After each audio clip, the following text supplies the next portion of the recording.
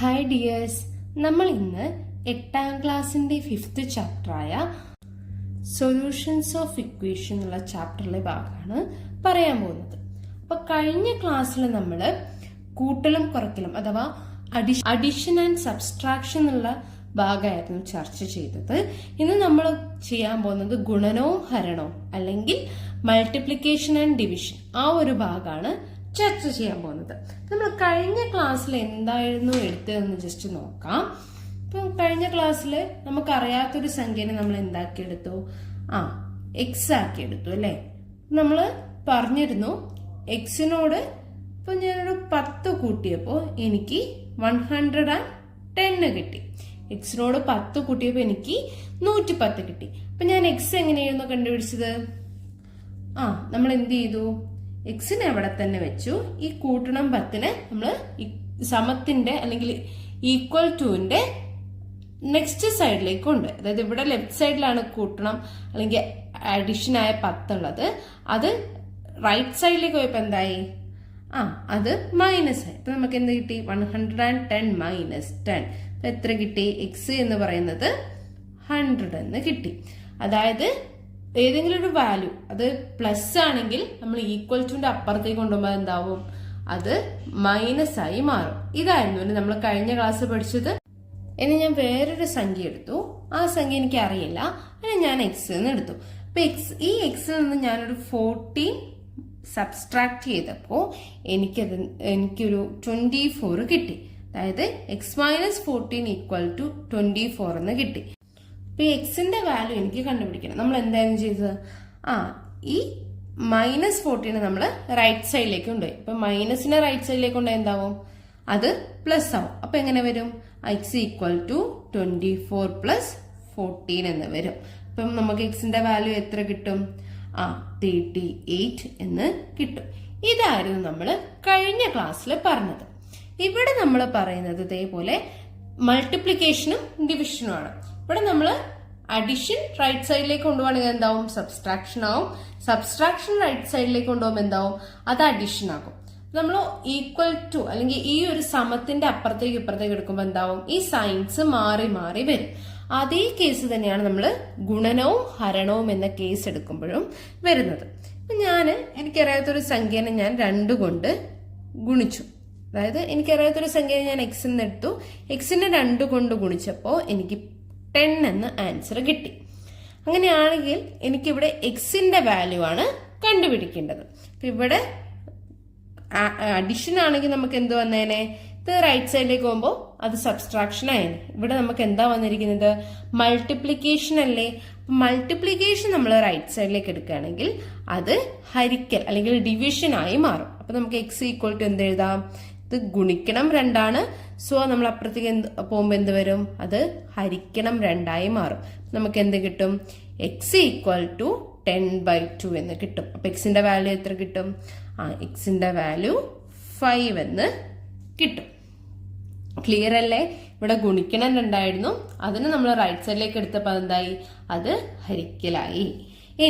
ഇനി ഇതേപോലൊരു സംഖ്യനെ ഞാൻ 10 വെച്ചിട്ട് ഹരിച്ചു. അപ്പം എക്സിനെ ഞാൻ 10 വെച്ചിട്ട് ഹരിച്ചപ്പോ എനിക്ക് ആൻസർ 5 കിട്ടി. അപ്പം ഇവിടെ ഹരിക്കുകയാണ് ചെയ്തത്. അപ്പൊ ഈ എക്സിന്റെ വാല്യൂ കണ്ടുപിടിക്കാൻ എന്തോ ചെയ്യും?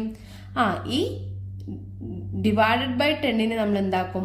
റൈറ്റ് സൈഡിലേക്ക് കൊണ്ടുപോകും. അപ്പൊ ഇത് റൈറ്റ് സൈഡിലേക്ക് പോകുമ്പോ എന്താവും? അത് മൾട്ടിപ്ലിക്കേഷൻ ആവും. അപ്പൊ നമുക്ക് എങ്ങനെ ആൻസർ വരും? അത് 5 × 10 എന്ന് വരും. അപ്പൊ എക്സ് നമുക്ക് എത്ര കിട്ടും? 50 കിട്ടും. അപ്പൊ ഏതെങ്കിലും ഒരു ഭാഗത്ത് അഡിഷൻ ആണെങ്കിൽ അത് റൈറ്റ് സൈഡിലേക്കോ അല്ലെങ്കിൽ അപ്പുറത്തെ സൈഡിലേക്കോ പോകുമ്പോ എന്താവും? അത് സബ്സ്ട്രാക്ഷൻ ആവും. സബ്സ്ട്രാക്ഷൻ ആണെങ്കിൽ അഡിഷൻ ആവും. അവിടെ എന്താണ്? അഡിഷനും സബ്സ്ട്രാക്ഷനും തമ്മിലാണ് ബന്ധം. നമ്മളിപ്പോ പഠിച്ചത് മൾട്ടിപ്ലിക്കേഷനും ഡിവിഷനും ആണ്. മൾട്ടിപ്ലിക്കേഷൻ ആണെങ്കിൽ അടുത്ത സൈഡിലേക്ക് പോകുമ്പോൾ എന്താവും? ഡിവിഷൻ ആകും. ഡിവിഷൻ ആണെങ്കിൽ നമ്മൾ നെക്സ്റ്റ് സൈഡിലേക്ക് എടുക്കുകയാണെങ്കിൽ അത് എന്താവും?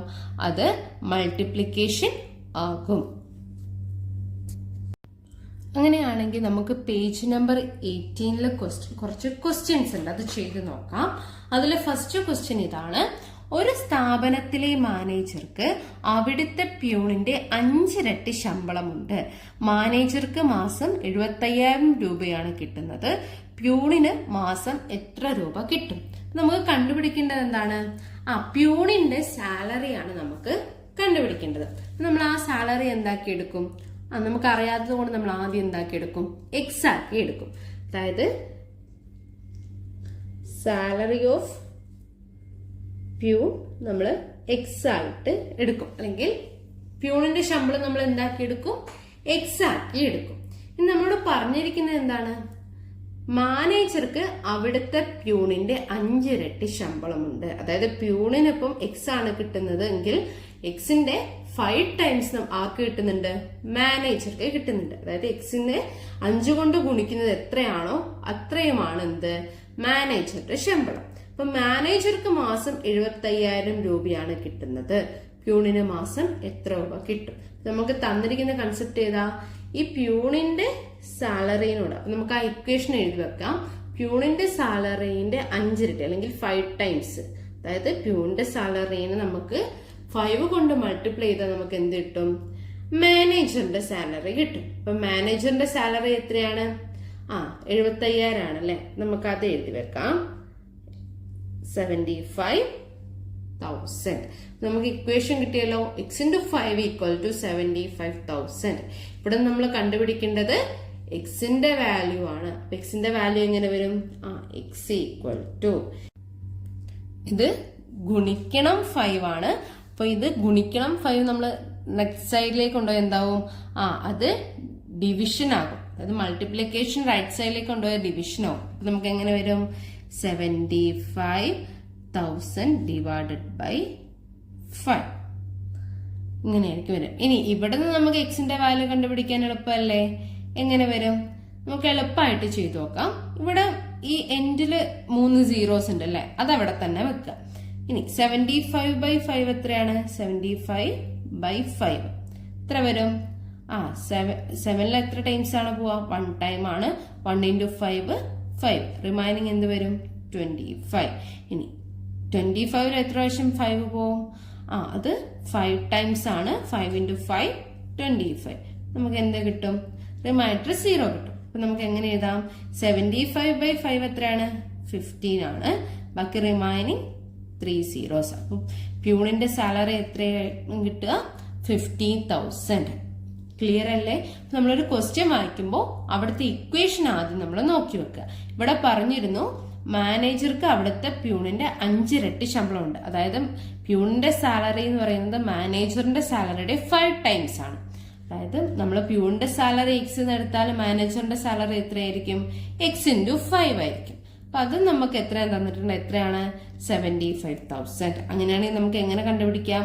ഈ × 5നെ റൈറ്റ് സൈഡിലേക്ക് കൊണ്ടുപോയാൽ അതെന്താവും? ഡിവൈഡഡ് ബൈ 5 ആവും. അപ്പൊ നമുക്ക് എന്ത് കിട്ടും?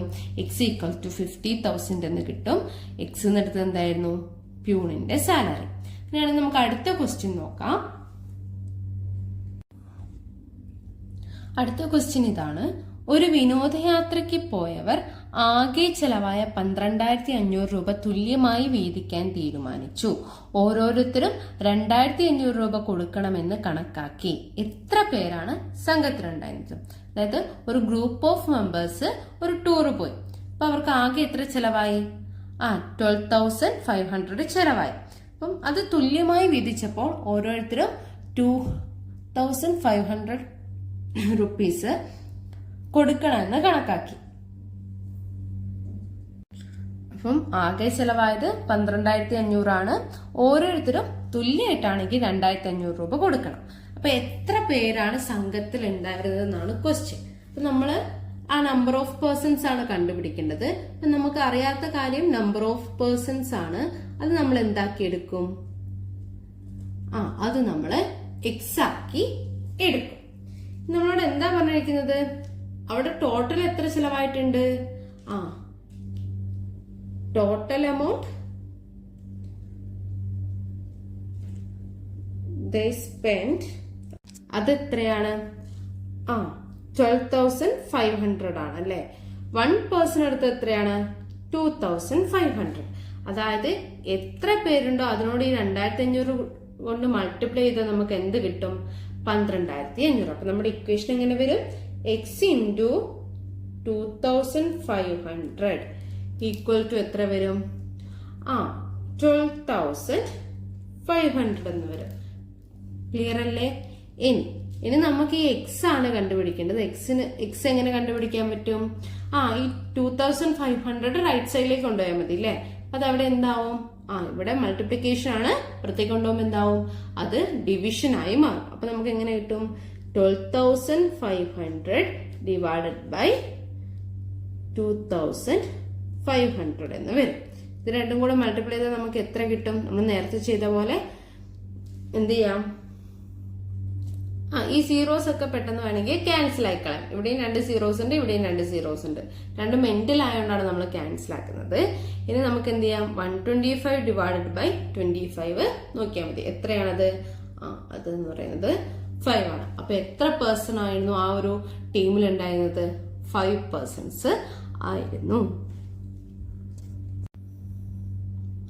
നമ്മുടെ അടുത്ത ക്വസ്റ്റ്യൻ ഇതാണ്. ഒരു സംഖ്യയെ 12 കൊണ്ട് ഗുണിച്ചപ്പോൾ 756 കിട്ടി. ഏത് സംഖ്യയാണ് ഗുണിച്ചത്? നമ്മൾ ഏതൊരു സംഖ്യനെ 12 കൊണ്ട് മൾട്ടിപ്ലൈ ചെയ്തപ്പോൾ നമുക്ക് ആൻസർ 756 കിട്ടി. അങ്ങനെയാണെങ്കിൽ ഏതാണ് നമ്പർ എന്നാണ് ക്വസ്റ്റ്യൻ. അപ്പൊ നമുക്ക് കണ്ടുപിടിക്കേണ്ടത് നമ്പർ ആണ്. അപ്പൊ നമ്മൾ എപ്പോഴും ഒരു ക്വസ്റ്റ്യൻ വായിക്കുമ്പോൾ എന്താണ് കണ്ടുപിടിക്കേണ്ടത് നോക്കാം. അതിനെ നമ്മൾ എപ്പോഴും എന്താക്കി എടുക്കുക? എക്സ് ആക്കി എടുക്കുക. അപ്പൊ ഞാനിവിടെ നമ്പർ എക്സ് ആക്കി എടുത്തു. നമുക്കിവിടെ നമ്പർ ആണ് കണ്ടുപിടിക്കേണ്ടത്. നമ്മൾ അതിനെ എക്സ് ആക്കി എടുത്തു. ഇനി നമ്മുടെ സ്റ്റേറ്റ്മെന്റിലേക്ക് പോകാം. സ്റ്റേറ്റ്മെന്റ് എന്താ പറഞ്ഞിരിക്കുന്നത്? ഒരു സംഖ്യയെ 12 കൊണ്ടും ഗുണിച്ചപ്പോൾ, അതായത് ഏതൊരു സംഖ്യ, അത് ആ സംഖ്യ എന്ന് പറയുന്നത് എക്സ് ആണ്. എക്സിനെ 12 കൊണ്ട് മൾട്ടിപ്ലൈ ചെയ്തപ്പോൾ നമുക്ക് എത്ര കിട്ടി? 756 കിട്ടി. അങ്ങനെയാണെങ്കിൽ ഈ എക്സ് എത്രയാണെന്നാണ് നമുക്ക് കണ്ടുപിടിക്കേണ്ടത്. അപ്പൊ എന്ത് ചെയ്യാം? ഇത് ഇൻറ്റു 12 ആണല്ലേ? അത് അപ്പുറത്തേക്ക് പോകുമ്പോൾ അല്ലെങ്കിൽ റൈറ്റ് സൈഡിലേക്ക് പോകുമ്പോൾ എന്താവും? ഡിവൈഡഡ് ബൈ 12 ആവും. അപ്പൊ നമുക്ക് എങ്ങനെ വരും? X equal to 756 divided by 12. നമുക്ക് ഇതിന്റെ ആൻസർ കണ്ടുപിടിക്കാലോ. ഇപ്പൊ എന്ത് വരും? 756 ഡിവൈഡഡ് ബൈ 12 വരും. അപ്പൊ 75 എത്ര പ്രാവശ്യം 12 പോവും? 6 ടൈംസ് പോവും. 6 into 12 എന്ന് പറയുന്നത് എത്രയാണ്? 72. ഇനി റിമൈനിങ് എത്ര ഉണ്ടാവും? 6. 5 - 2 എന്ന് പറയുന്നത് 3. ഇനി 36 എത്ര ടൈംസ് 12 പോകും? 3 ടൈംസ് ആണ് അല്ലേ? 3 into 12 എന്ന് പറയുന്നത് 36 ആണ്. സോ നമുക്ക് റിമൈൻഡർ 0 വരും. So 756 divided by 12 answer is 63. അപ്പൊ ഏത് നമ്പർ ആയിരിക്കും നമ്മൾ മൾട്ടിപ്ലൈ ചെയ്തത്? 63നെ 12 കൊണ്ട് മൾട്ടിപ്ലൈ ചെയ്ത് നമുക്ക് എന്ത് കിട്ടും? 756 എന്ന് കിട്ടും. നമ്മുടെ അടുത്ത ക്വസ്റ്റ്യൻ ഇതാണ്. ഒരു സംഖ്യയെ 21 കൊണ്ട് ഹരിച്ചപ്പോൾ 756 കിട്ടി. ഏത് സംഖ്യയെയാണ് ഹരിച്ചത്? അപ്പം ഏതോ ഒരു നമ്പറിനെ കൊണ്ട് നമ്മൾ 21 കൊണ്ട് ഡിവൈഡ് ചെയ്തപ്പോൾ നമുക്ക് ആൻസർ 756 കിട്ടി. സോ നമുക്കിവിടെ കണ്ടുപിടിക്കേണ്ടത് അത് ഏത് നമ്പർ ആണെന്നാണ്. അപ്പൊ നമ്മൾ നേരത്തെ ചെയ്ത പോലെ തന്നെ നമ്പർ നമ്മൾ എന്താക്കി എടുക്കും? നമ്പർ നമ്മൾ എക്സ് ആക്കി എടുക്കും. Number equal to x. നമ്മൾ പറഞ്ഞിരിക്കുന്നത് എന്താണ്? ഒരു സംഖ്യയെ 21 കൊണ്ട് ഡിവൈഡ് ചെയ്തപ്പോൾ, അതായത് എക്സിന് നമ്മൾ 21 കൊണ്ട് ഡിവൈഡ് ചെയ്തപ്പോൾ നമുക്ക് ആൻസർ 756 കിട്ടി. ഇനി അപ്പൊ എന്താണ് അല്ലെങ്കിൽ എത്രയാണ് ആ എക്സ് എന്നാണ് ക്വസ്റ്റ്യൻ. അപ്പൊ ഇവിടെ എക്സ് ഡിവൈഡഡ് ബൈ 21 ആണല്ലേ? നമ്മളിവിടെ എക്സ് മാത്രം വെക്കുകയാണെങ്കിൽ എന്ത് വരും? ഡിവൈഡ് ബൈ 21 നെക്സ്റ്റ് സൈഡിലേക്ക് പോകും. അപ്പൊ ഡിവൈഡ് ബൈ 21 ഇപ്പുറത്തേക്ക് പോകുമ്പോൾ എന്താവും? അത് ഡിവിഷൻ അപ്പുറത്തേക്ക് പോകുമ്പോൾ മൾട്ടിപ്ലിക്കേഷൻ ആവും. നമുക്ക് എങ്ങനെ വരും? എക്സ് ഈക്വൽ ടു 756 ഇൻറ്റു 21 എന്ന് വരും. അപ്പൊ 756 into 21. 1 into 6 6, 5 into 1 5, 7 into 1 7, 2 into 6 12,